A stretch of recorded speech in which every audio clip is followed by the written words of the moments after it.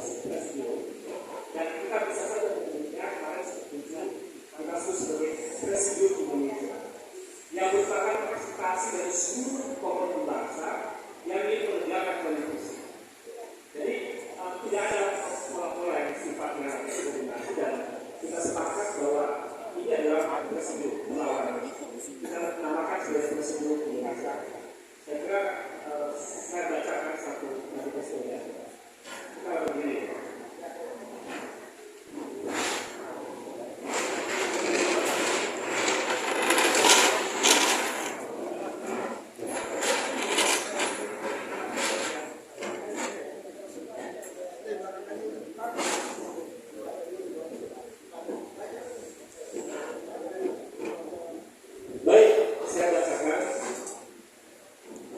Manifesto Presiden Indonesia bahwa secara empirik korupsi, kolusi, dan nepotisme di Indonesia saat ini telah merajalela.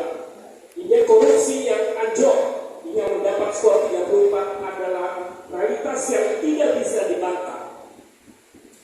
Praktek jahat ini sungguh telah merugikan masa depan rakyat Indonesia karena telah membuat negara mengalami kerugian ratusan triliun rupiah. Ini sama dengan membunuh jutaan generasi, merusak demokrasi, merusak negara, dan karenanya bertentangan dengan Pancasila, Undang-Undang Dasar 45 dan KPR nomor 11 tahun 1948 tentang penyelenggaraan negara yang bersih dan bebas dari korupsi, kolusi, dan nepotisme. Makanya hingga saat ini KKN semakin vulgar dan brutal hingga memuncak pada peristiwa robohnya Mahkamah Konstitusi melalui putusan MK nomor 90 dan miring PU 21 dan miring 2023. Putusan MK yang dijadikan dasar untuk putra sulung Presiden Joko Widodo melaju pada Pilpres 2024 tersebut dinyatakan mengandung perbuatan konflik of interest, koruptif, nepotisme, dan ketua MK-nya dinyatakan oleh Mahkamah, oleh Majelis Kehormatan Mahkamah Konstitusi telah melakukan pelanggaran berat.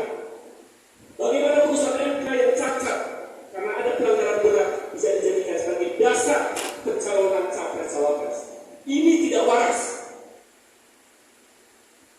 Kami Presiden Indonesia melihat itu sebagai praktek jahat, kolusi, dan nepotisme yang sangat besar masa depan negara yang para pelakunya harus dihukum seberat-beratnya, termasuk menghukum berat siapapun yang melakukan intervensi terhadap putusan Mahkamah Konstitusi tersebut.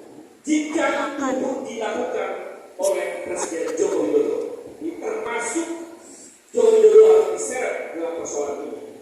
Kami menyerukan kepada wakil rakyat, karena ada diksi intervensi dalam argumen MK, maka supaya hak angket DPR RI untuk menyelidiki sejumlah pihak terkait, termasuk Presiden Joko Widodo, adalah langkah yang sangat penting untuk segera dilakukan.